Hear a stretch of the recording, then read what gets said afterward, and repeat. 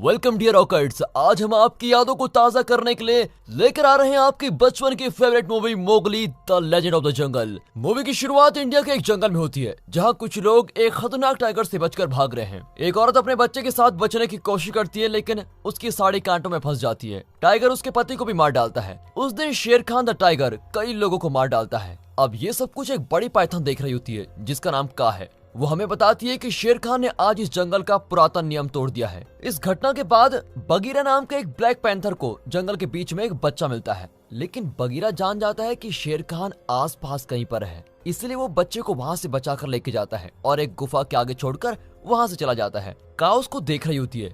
तब एक भेड़िया का बच्चा वहाँ कर बच्चे को देखता है। बच्चा गलती से उसे डरा देता है और वो भागकर अपने पेरेंट्स को लेके आ जाता है जिनके नाम है निशा और वहान। इंसान के इस बच्चे को देखकर वे बिल्कुल हैरान हो जाते हैं क्योंकि ये ना तो घायल है और ना ही भेड़ियों से डरता है। इतने में तबाकी नाम का एक हाइना वहाँ पर खाने की तलाश में आ जाता है, पर निशा और वहान बच्चे को छुपा देते हैं और अब तबाकी चिढ़कर सीधे शेर खान से कंप्लेंट करता है। अब निशा भेड़ियों की एक मीटिंग बुलाती है और बताती है कि वो इस बच्चे को अपने बच्चे की तरह पालना चाहती है। उनका लीडर जिसका नाम अकेला है वो पूछता है कौन कौन निशा के प्रस्ताव को सपोर्ट करता है। सबसे पहले तो बगीरा अपना हाथ उठाकर सपोर्ट करता है। वो बालू नाम का एक भालू को भी रिकमेंड करता है, लेकिन बालू कहता है एक इंसान के बच्चे को यहाँ पालना ठीक नहीं रहेगा। इतने में शेर खान वहाँ पर आ जाता है और बताता है मैंने इस बच्चे के पेरेंट्स को मार डाला है, इसीलिए इस बच्चे पर भी मेरा ही हक है। अकेला और बाकी भेड़िए शेर खान के खिलाफ हो जाते हैं और कहते हैं अगर इस बच्चे को हाथ लगाया तो तुम सभी भेड़ियों के दुश्मन बन जाओगे, इसीलिए इसे छोड़ो और चले जाओ। अब शेर खान कहता है कि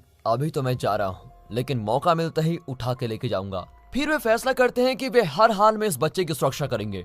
अकेला सबके सामने प्रॉमिस करता है कि मेरे जीते जी इस बच्चे को मैं कुछ नहीं होने दूंगा।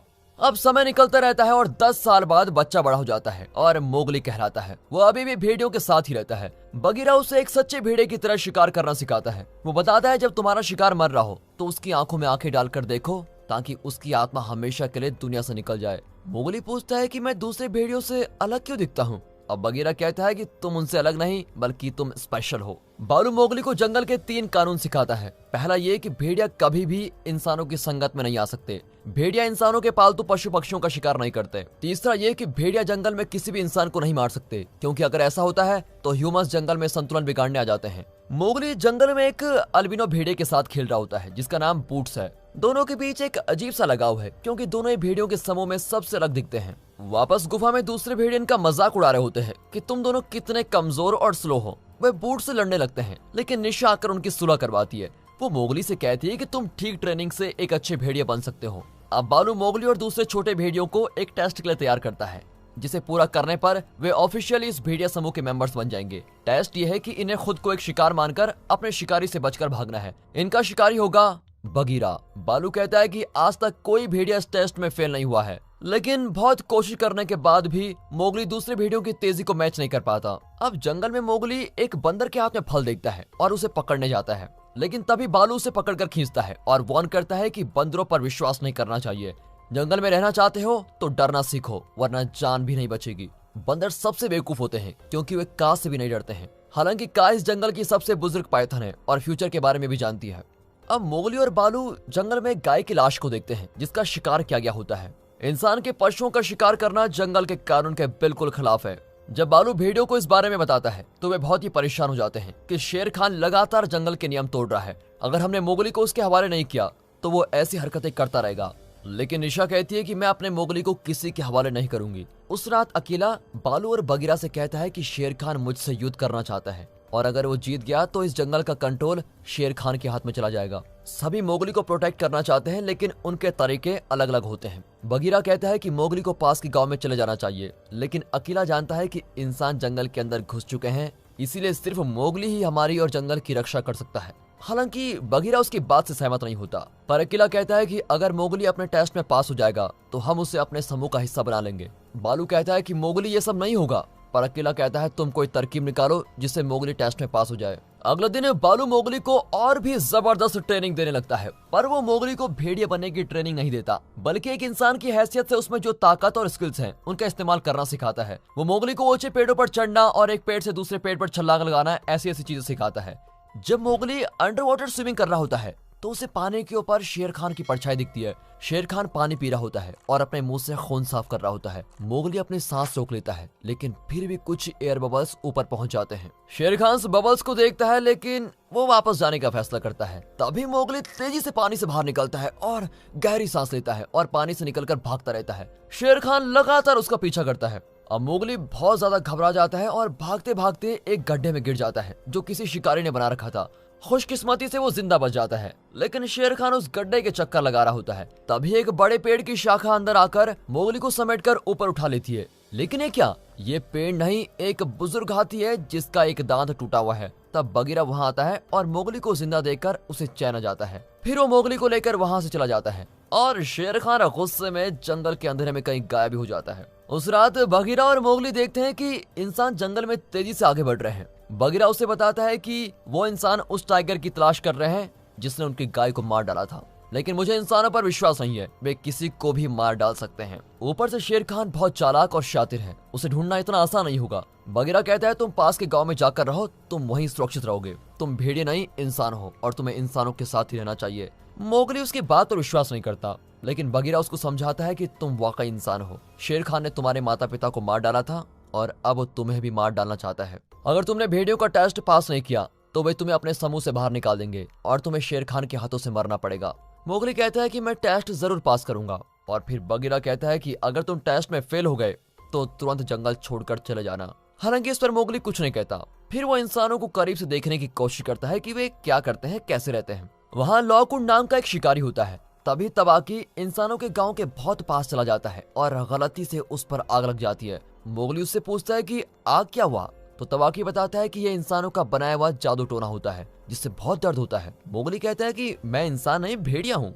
इस पर तबाकी हंसकर कहता है कि बेटा, मैं भी शेर बनने के सपने देखता हूँ, लेकिन जब आँख खुलती है तो ये हाइना का हाइना ही रह जाता हूँ। फिर निशा मोगली का हालचाल देखने आती है तो वो बताता है, माँ मैं सिर्फ ये चाहता हूँ कि मैं एक अच्छा भेड़िया बनूं और मेरे भाई मुझे अपनी तरह ही समझे। निशा उसे बड़े प्यार से समझाती है कि चाहे कोई कुछ भी कह ले, तुम मेरे बेटे हो और इस भेड़िए समूह का हिस्सा हो। किसी के कहने पे भी कभी अपना दिल छोटा मत करना। अगले दिन अकेला मोगली और दूसरे भेड़ियों का टेस्ट लेता है। मोगली अपने ट्रेनिंग के सारे स्किल्स यूज करके रेस में भागता रहता है। वो हाथ पैर दोनों का इस्तेमाल करके भागता है, कूदता है और पेड़ों पर छलांग मारकर आगे बढ़ता है। लेकिन बगीरा उसके लिए अड़चने पैदा करता है, लेकिन फिर भी मोगली उसको हैंडल कर लेता है और सबसे आगे भागता है। लेकिन इससे पहले कि वो फिनिशिंग लाइन को क्रॉस कर सके, बगीरा उस पर कूद पड़ता है और उसे टेस्ट में फेल करवा देता है। इससे मोगली को बहुत गुस्सा आता है कि बगीरा ने जानबूझकर उसको टेस्ट में फेल करवाया। वो गुस्से में जंगल के अंदर कहीं चला जाता है। उसे फिर से कुछ बंदर फल का लालच दिखाते हैं। अब उसे रोकने वाला कोई नहीं होता, इसीलिए वो एक फल को पकड़ ही लेता है।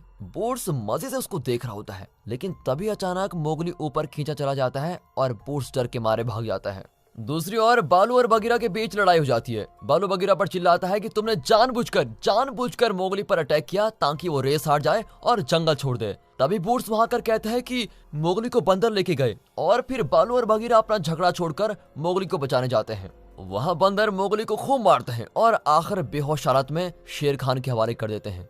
लेकिन शेर खान मोगली को छोड़ने का फैसला करता है ताकि इस बात से भेड़ियों के बीच और अनबन फैल जाए। वो मोगली के हाथ को काटकर उसका खून टेस्ट करना चाहता है, लेकिन इतने में बालू और बगीरा आकर शेर खान और बंदरों से लड़ने लगते हैं। तभी का वहां पर आकर मोगली को बचाती है और सभी को डराकर भगा देती है। अपनी गुफा में लौटकर मोगली सोचने लगता है कि का ने मुझे क्यों बचाया। वो बहुत दुखी होता है कि दूसरे भेड़िए टेस्ट में पास कर चुके हैं और उसे अकेला छोड़कर अपना पहला शिकार करने जा रहे हैं। फिर बूट्स लौटकर उसे अपने शिकार का हिस्सा देता है। तब मोगली कहता है, मैं भेड़िया नहीं हूँ। बूट्स हंसकर कहता है कि यार, हम दोनों ही भेड़िया नहीं है, हम दोनों तो स्पेशल हैं।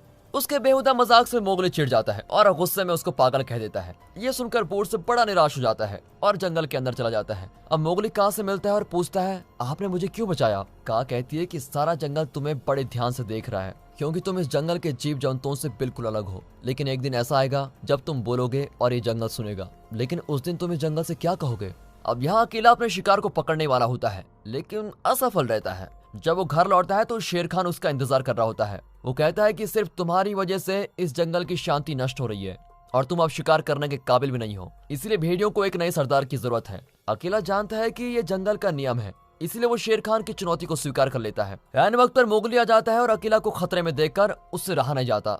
बालू कहता है कि तुम इस मामले में दखल मत दो, लेकिन अकेला और लड़ नहीं पाता और तब पूरे जंगल में हलचल मच जाती है। मोगली भागकर गांव में पहुंच जाता है और वहां से आग चुराने की कोशिश करता है, लेकिन एक औरत को वो डरा ही देता है। यहाँ अकेला लगभग हार ही चुका था कि मोगली ऐन वक्त पर आकर शेर खान को आग दिखाकर भगा देता है। लेकिन अकेला कहता है कि इंसानों का हथियार जंगल के अंदर लाकर तुमने जंगल का अपमान किया है। ये कहकर वो मोगली को समूह से बाहर कर देता है। अब मोगली निराश होकर जंगल से बाहर गांव की ओर जाता है। गांव वाले उसको पकड़कर मारने लगते हैं और वो बेहोशी हो जाता है। अगले दिन वो एक पिंजरे में बंद होता है। शिकारी लॉकवुड उसको खाना लाकर देता है, लेकिन वो नहीं खाता। गांव के बच्चे उस पर पत्थर फेंकते हैं और उसको चिढ़ाने लगते हैं। उस रात बगीरा उससे मिलने आता है और कहता है, तुम यहाँ से बचने की कोशिश मत करो, क्योंकि तुम एक इंसान के बच्चे हो। मैं भी छोटी उम्र में एक राजा का पालतू जानवर हुआ करता था। राजा मुझे एक पिंजरे में बंद करके रखता था, लेकिन धीरे धीरे मुझे पिंजरे में जीने की आदत पड़ गई और मैं उस लाइफ को एंजॉय करने लगा। मुझे सिर्फ इस बात का दुख है कि मैं तुम्हें दूसरे जानवरों जैसा नहीं बना सका। तुम यहाँ रहकर इंसानों का विश्वास जीतने की कोशिश करो। ये कहकर वो चला जाता है। और फिर अगले दिन मोगली अपने पिंजरे को खुला पाकर बाहर जाता है और एक जानवर का मांस चुराकर खाता है। लॉकवुड उसको एक चाकू देता है और मांस काटना सिखाता है। मोगली के हाथ पर शेर खान के पंजों के निशान होते हैं और लॉकवुड के हाथ पर भी ऐसा निशान होता है। लॉकवुड समझ जाता है कि उसका और मोगली का एक ही दुश्मन है और वो है शेर खान। गांव की एक औरत जिसका नाम माजुआ है, वो मोगली को नहला धुलाकर साफ करती है और उसको जूते पहनाती है और इंसान की तरह चलना सिखाती है। जल्दी मोगली गांव का हिस्सा बन जाता है और दूसरे बच्चों से उसकी दोस्ती भी हो जाती है। लॉकवुड और माजुआ उसका बहुत ख्याल रखते हैं। लॉकवुड उसे शिकार करने के लिए एक चाकू भी देता है, जिसे वो अपने गले में पहन लेता है। फिर मोगली लॉकवुड को गले लगा लेता है और तब उसको पता चलता है कि बगीरा बिल्कुल ठीक कह रहा था कि वो भेड़िया नहीं इंसान है। अब वो इंसानों के साथ घुल मिल गया है और यही अब उसका परिवार भी है। एक दिन भेड़िया समूह से उसका भाई उससे मिलने आता है। वो बताता है कि शेर खान ने भेड़ियों पर कब्जा जमा रखा है और जंगल को अपने कंट्रोल में ले लिया है। वो अकेला और दूसरे भेड़ियों पर बहुत जुल्म करने लगा है और मोगली, हमें तुम्हारी मदद की जरूरत है। लेकिन मोगली इसके साथ जाने से इनकार कर देता है, क्योंकि जब मोगली को उनकी सबसे ज्यादा जरूरत थी तो उन्होंने उसे समूह से निकाल दिया था। वो कहता है कि अब ये गाँव ही मेरा घर है, मैं जंगल में नहीं आऊंगा। उस दिन मोगली गाँव वालों के साथ मिलकर कोई त्योहार मना रहा होता है। सभी बहुत खुश होते हैं और खूब मजे करते हैं। उस रात लॉकवुड नशे में अपने दोस्तों से कुछ बातें करता है, लेकिन मोगली को उनकी बातें समझ में नहीं आती। लॉकवुड लड़खड़ाने लग जाता है और मोगली उसको टेंट के अंदर लेके जाता है। वहाँ मोगली देखता है कि लॉकवुड ने मरे हुए जानवरों को स्टफ करके रखा हुआ है। लॉकवुड के पास इस काम के कई सारे इक्विपमेंट्स भी होते हैं। तभी बूट्स के सर को भी वहाँ देखकर मोगली बिल्कुल सुन्न हो जाता है। लेकिन तब लॉकवुड आकर अपने शिकार के कारनामे बताकर हंसने लगता है। वो नहीं जानता कि मोगली उसकी कोई बात समझ नहीं सकता। जब लॉकवुड सो जाता है तो मोगली बहुत रोता है और उसे लगता है कि इंसान और जानवर एक जैसे ही हैं, दोनों धोखेबाज हैं। अगले दिन मोगली लॉकवुड के टेंट में घुसकर उसको मार डालने की सोचता है, लेकिन फिर वो अपना इरादा बदल देता है। वहां पर एक हाथी का टूटा हुआ दांत भी होता है। मोगली तुरंत पहचान जाता है कि ये उसी बुजुर्ग हाथी का दांत है जिसने मोगली को एक दिन शेर खान से बचाया था। मोगली उसे चुराकर उसी हाथी को लौटा देता है और कहता है, मैं उस शिकारी को आपके पास लेके आऊंगा जिसने आपका दांत तोड़ा था, लेकिन बदले में इस जंगल को शेर खान से बचाने में आप मेरी मदद करोगे। फिर वो अकेला और दूसरे भेड़ियों से इस बारे में बात करता है, लेकिन अकेला अभी भी उससे नाराज है कि तुमने जंगल का नियम तोड़ा था और अब तुम इंसानों के साथ रहने लगे हो, इसीलिए हमें तुम्हारी मदद नहीं चाहिए। मोगली कहता है, मैं ना तो इंसान हूँ और ना ही भेड़िया, लेकिन अकेला उसकी कोई बात सुनने को तैयार नहीं होता। अब बगीरा को अकेले के बर्ताव को देखकर बहुत गुस्सा आता है। मोगली ऐलान करता है कि कल शेर खान मर जाएगा। अब अगले दिन मोगली जंगल और गांव के बीच जाकर खड़ा हो जाता है और अपना चाकू हाथ में लिए शेर खान को ललकारता है। अब उसकी ललकार सुनकर बगीरा अकेला से विनती करता है कि हमें मोगली की मदद करनी चाहिए। आखिर शेर खान मोगली के सामने आ ही जाता है और उसे चिढ़ाता है कि तुम शेर खान को मारने के लिए इंसान का हथियार इस्तेमाल करोगे, वाह। और फिर जब शेर खान मोगली के पास आने लगता है तो वो एक भेड़िए की तरह चिल्लाकर सभी हाथियों को सिग्नल कर देता है। जल्द ही हाथियों का एक झुंड आकर शेर खान को हर तरफ से अटैक करता है। तब मोगली शेर खान पर झपटकर उसकी पीठ पर चाकू मार देता है और जल्दी से एक पेड़ पर चढ़ जाता है। फिर शेर खान मोगली को पकड़ने के लिए कूदता है, लेकिन मोगली उसकी पीठ से अपना चाकू निकाल लेता है। फिर वो नीचे कूदकर दोबारा शेर खान पर चाकू से वार करता है। तभी एक गन शॉट की आवाज आती है। मोगली समझ जाता है कि लॉकवुड वहां पर आ गया है। अब वो बुजुर्ग हाथी को इशारा करता है कि यही है वो शिकारी जिसने तुम्हारा दांत तोड़ा था। वहां जंगल में बालू, बगीरा और दूसरे जानवर अकेला की जिद के खिलाफ एकजुट होकर मोगली की मदद के लिए निकल पड़ते हैं। इतने में लॉकवुड शेर खान पर एम करता है, लेकिन उसका शॉट मिस हो जाता है और मोगली को गोली लग जाती है। जैसे ही मोगली गिरता है तो शेर खान उस पर झपट पड़ता है, लेकिन ऐन वक्त पर अकेला आकर बीच हवा में उसको रोक देता है और मोगली को बचा लेता है। इसी बीच हाथियों का झुंड लॉकवुड को कुचल देता है। शेर खान फिर उठ जाता है। मोगली, बालू, बगीरा और दूसरे भेड़िए अकेला के पास पहुंचते हैं। शेर खान के साथ हुई लड़ाई में वो पूरी तरह से घायल हो गया था। वो मोगली की गलतियों को माफ कर देता है और कहता है, आज से तुम हमारे समूह के सरदार हो। ये कहकर अकेला दम तोड़ देता है। अब मोगली अपना चाकू उठाकर इस लड़ाई को खत्म करने का फैसला करता है। वो शेर खान की ओर बढ़ता है। काऊ उसे देखती है और समझ जाती है कि आज वो दिन है जब मोगली बोलेगा और सारा जंगल उसकी बात सुनेगा।